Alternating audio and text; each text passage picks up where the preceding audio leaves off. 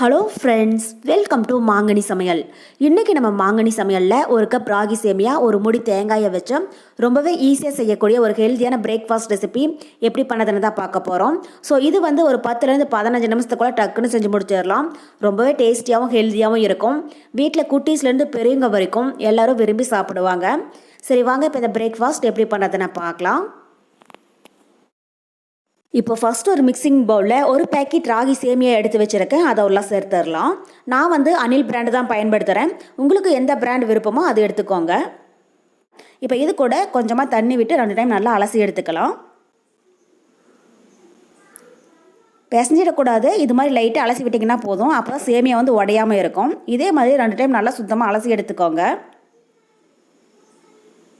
பாருங்கள், இந்த அளவுக்கு லைட்டாக அலசினீங்கன்னா போதும். இப்போ இந்த தண்ணியெல்லாம் வடிச்சிட்டு திரும்பவும் ஒரு டைம் இதே மாதிரி கழுவி எடுத்துக்கலாம்.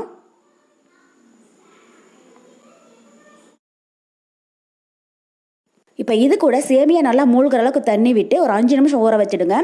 அதிக நேரம் ஊற வச்சிடக்கூடாது, கரெக்டாக 5 நிமிஷம் போல் ஊறிச்சினாலே போதும்.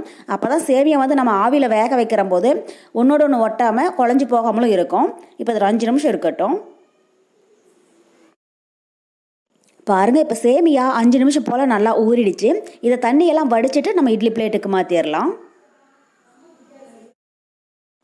இப்போ இட்லி தட்டில் இட்லி துணி போட்டு எடுத்து வச்சுருக்கேன். இதில் நம்ம ஊற வச்சு எடுத்துருக்கிற சேமியாவை உள்ளே வச்சிடலாம். ஒரே இடத்துல மொத்தமாக சேர்க்க வேண்டாம், இது மாதிரி கொஞ்சம் உதிர்த்து விட்ட மாதிரி போட்டுக்கோங்க.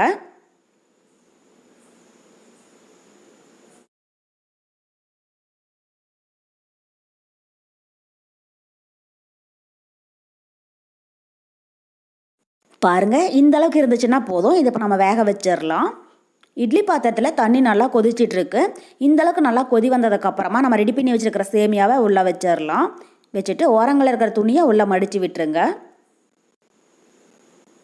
இந்த சேமியா பார்த்தீங்கன்னா மெலிசாக இருக்கிறதுனால டக்குன்னு வெந்துடும். அதனால் மீடியம் ஹீட்டில் ஒரு 7லேருந்து 8 நிமிஷம் போல் வேக விட்டிங்கனாலே போதும். இப்போ இட்லி பாத்திரத்தோடைய மூடி போட்டு மூடி மீடியம் ஹீட்டில் 8 நிமிஷம் வேக விட்டுருங்க. 8 நிமிஷத்துக்கு அப்புறமா எப்படி இருக்குன்னு பார்க்கலாம். இப்போ 8 நிமிஷம் போல் ஆகிடுச்சு. மூடி ஓப்பன் பண்ணி பார்க்கலாம். பாருங்கள், சேமியா நல்லா சாஃப்டாக வெந்து வந்திருக்கு.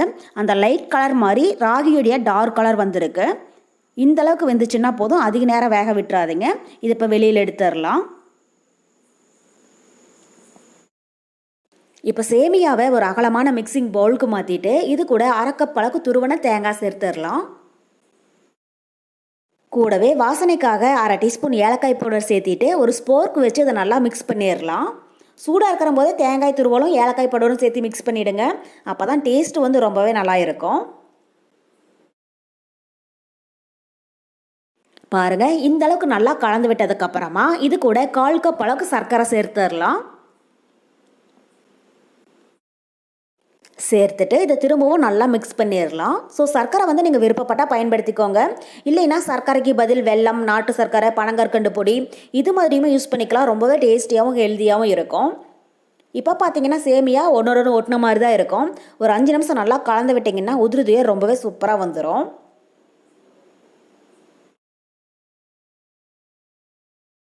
பாருங்கள், இந்த அளவுக்கு நல்லா கலந்து விட்டுட்டு கொஞ்சமாக சேமியாவை டேஸ்ட் பண்ணி பாருங்கள்.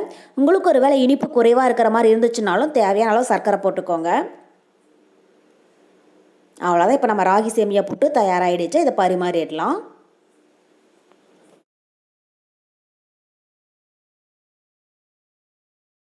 அவ்வளோதான், நமக்கு இப்போது ரொம்ப ரொம்ப டேஸ்டியான ராகி சேமியா புட்டு நல்லா உதிரியாக ரொம்பவே சூப்பராக தயாராகிடுச்சு. ஸோ நம்ம எப்பயுமே ஒரே மாதிரி பிரேக்ஃபாஸ்ட், ஸ்நாக்ஸ் இதெல்லாம் பண்ணி கொடுக்காம இது மாதிரி சேமியாவை பயன்படுத்தி கொஞ்சம் வித்தியாசமாகவும் செஞ்சு கொடுக்கலாம். குட்டீஸ் எல்லாம் ரொம்பவே விரும்பி சாப்பிடுவாங்க. ஸோ கண்டிப்பாக நீங்களும் இதே மெத்தடில் ராகி சேமியா புட்டு செஞ்சு பார்த்துட்டு எப்படி இருக்குன்னு கமெண்ட் பாக்ஸில் சொல்லுங்கள். என்னுடைய இந்த ரெசிபி வீடியோ உங்களுக்கு பிடிச்சிருந்தா மாங்கனி சமையலுக்கு சப்ஸ்கிரைப் பண்ணுங்கள். நன்றி.